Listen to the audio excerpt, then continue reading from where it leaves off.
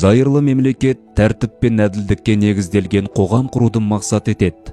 Мұнда елде әрбір азаматтың сенімі, көзқарасы, дүниетанымы әртүрлі болуы мүмкін.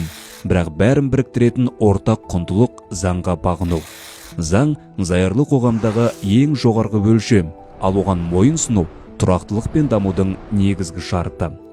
Зайырлы елде дін де, дәстүр де, жеке пікір де заңнан жоғары тұрмайды. Себебі құқық үстемдігі сақталмаған жерде бейбіт өмір мен қоғамдық келісімнің іргесі сөгіледі. Сондықтан зайырлы мемлекетте әрбір әрекет заңмен реттеледі, ал азаматтың құқығы мен міндеті нақты белгіленеді.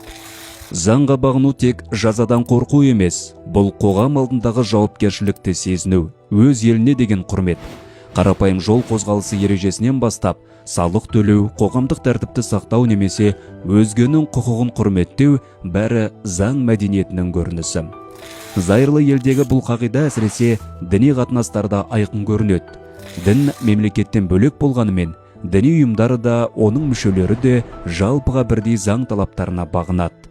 Бұл елдегі тыныштық пен түрлі конфессия өкілдерінің татулықта өмір сүруінің кепілі.